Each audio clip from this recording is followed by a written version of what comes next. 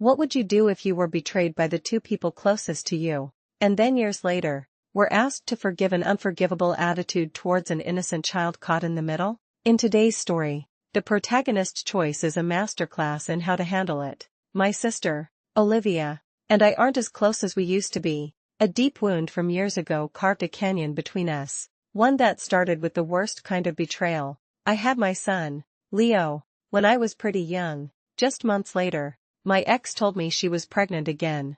It was a strange announcement because I knew, with absolute certainty, that the child wasn't mine. Taking care of an infant and holding down a job had left me with zero energy or interest in sex. The truth, when it came out, was a wrecking ball. She had been sleeping with my sister's fiancé behind both of our backs. It was the worst pain I had ever felt, a dual betrayal that shattered my world. But for my son Leo's sake, I had to find a way to move past it. I come from a family of half-siblings myself, and I was determined to make sure my son could be close to his half-brother, Noah. As it turned out, my ex and my sister's ex-fiancé weren't just horrible, lying cheaters, they were also terrible parents. They both got hooked on drugs, and things spiraled downward from there. The man who fathered Noah got locked up when the boy was only 3. A few years after that, my ex got sick. She was terrified that Noah would end up lost in the foster care system, a fate she had endured herself.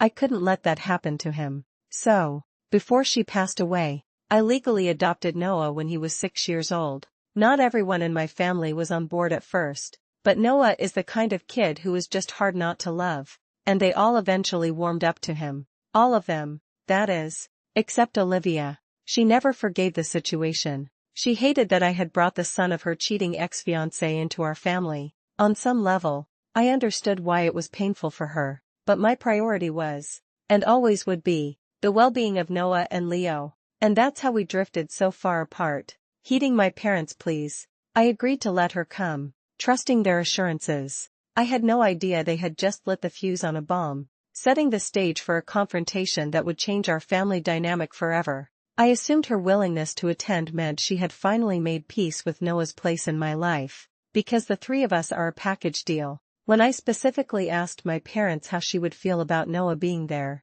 they just told me not to worry about it. I took that as confirmation that she had come around. She hadn't. They never even told her Noah would be present. But how could he not be? He lives with me. The moment Olivia arrived, the forced smile on her face dissolved. Her eyes landed on Noah playing with Leo in the yard, and her expression turned to ice. She strode over to me, her voice sharp and loud enough for anyone to hear. I thought this was family only. She seethed, her eyes fixed on my son. What's he doing here? And in that one sentence, Olivia revealed her greatest flaw, an inability to separate an innocent child from the sins of his father, a bitterness that had poisoned her for years and now threatened to spill over onto the next generation. Thankfully, the boys were engrossed in their game and didn't seem to hear. My own anger flared when I realized my parents had lied to her, telling her Noah wouldn't be around. But my anger at my parents was eclipsed by the fury I felt toward my sister when she looked me dead in the eye and said she didn't want him here,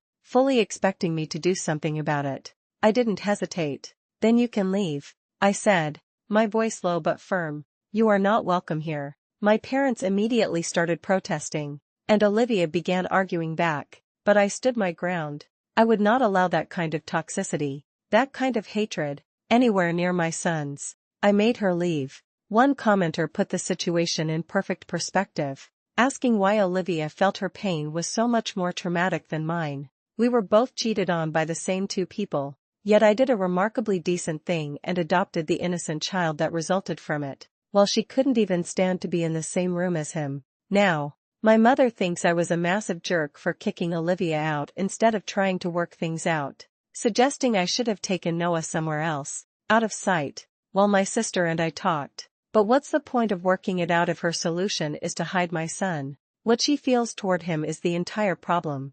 The conflict is still raging because I escalated the feud instead of caving. As another person rightly pointed out, my parents are the ones who truly escalated this. They tried to force a reconciliation by lying to both of us about the single biggest source of our conflict. It was an incredibly foolish move that was guaranteed to blow up in everyone's faces. Had they been honest, I never would have agreed to invite her. And this entire incident would have been avoided. My mom now blames me. When the whole confrontation was manufactured by her and my dad's decision to lie. In the end, I stand by my decision. My home is my son's sanctuary. Noah is not a symbol of a past betrayal. He is my son, Leo's brother, and an innocent kid who deserves to be loved and protected from the baggage of adults. Anyone who can't see that, who can't treat him with the basic decency he deserves, has no place in our lives. The story teaches us that true fatherhood isn't about biology, but about showing up and protecting your children,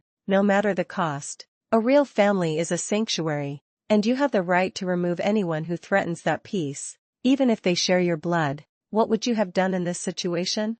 And is it ever possible to repair a family after a betrayal of this magnitude?